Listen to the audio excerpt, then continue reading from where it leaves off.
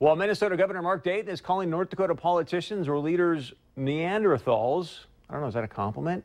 He's also raising energy costs on Minnesotans. If the Minnesota Public Utilities Commission adopts the proposed federal social cost of carbon standard, it could raise the cost of carbon emissions dramatically, which obviously these energy producers will pass along to you at home. So here you go. Here's a nice, big, fatter energy check you need to pay. With us tonight to talk about this in more detail, Minnesota State Director for Americans for Prosperity, Mr. Jason Flohrs. Jason, what's going on here? I think we all have seen kind of a battle between North Dakota and Minnesota about energy. You see Governor Dayton calling us Neanderthals because, we're not buying into the whole climate change idea. We actually want to provide cheap energy for the people of North Dakota. What say you about what's going on with the Minnesota Public Utilities Commission? Well, he's sitting here doing a bunch of name calling, and it's really hiding the fact that he's the one that has this extreme, it's very radical environmental agenda that in numerous ways are pushing up costs for energy, for electricity, for all of Minnesota homeowners and for businesses.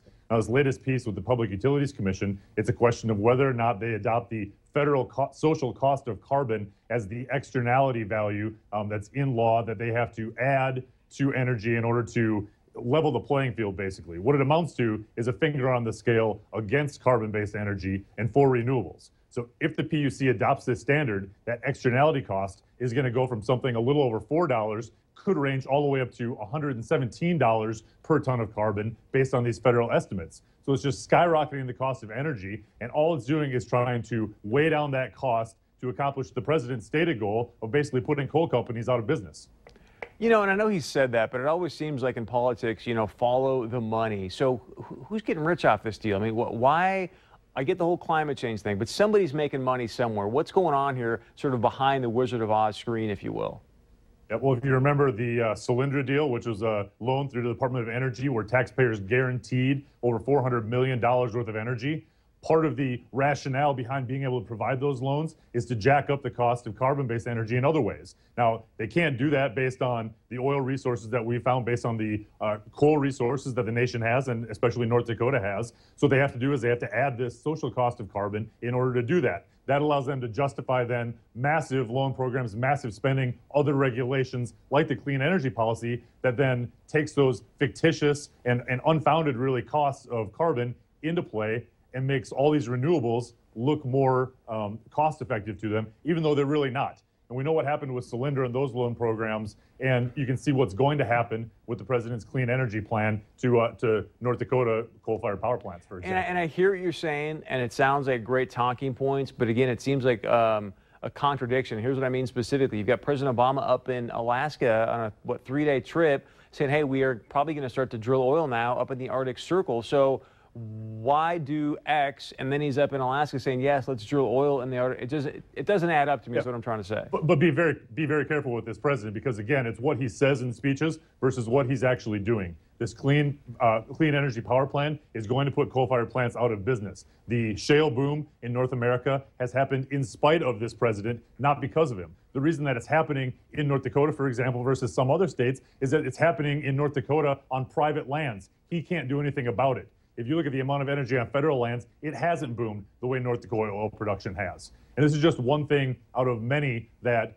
Governor Dayton in Minnesota and that the president is doing to hold up energy costs. You've also got Governor Dayton proposing to spend millions of dollars on rail interchanges simply because he's not willing to build a pipeline and take that oil off the rails. So it's hypocritical in a way where you're saying that you want more energy, you want affordable energy for your consumers, and yet you're doing things like the social cost of carbon, like not building pipelines, like fighting North Dakota's lawsuit against unconstitutional Minnesota laws that prohibit North Dakota coal from coming into Minnesota, and yet we can burn as much Minnesota coal, or our utilities anyway. And that's protectionism at its finest, man. I mean, you know what? That's all it is. It's protectionism behind a radical environmental agenda. But I think the governor's gone so far now. The one talking point, Jason, you and I've talked about before that I never understand, and maybe there's some more liberals or Democrats out there watching that can email us or text us, but I look at this. Minnesota wanted to raise the gas tax. Now they want to raise your energy costs.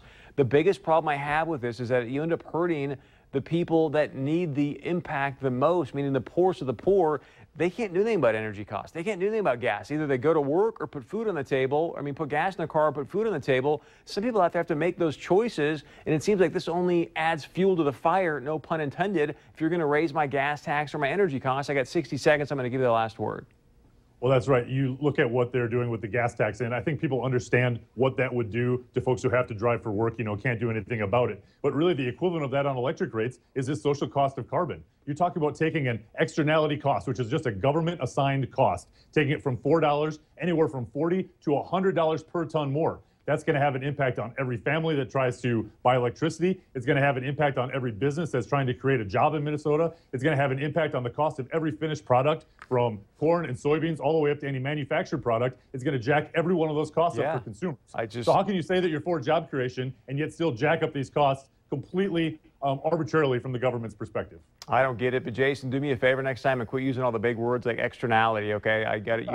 You got to dumb it down for me, man. Chris, so no worries. I appreciate it. Jason Flohrs, Minnesota State Director for Americans for Prosperity. Great stuff. We appreciate your time, man. No problem. Want to remind you at 9 o'clock.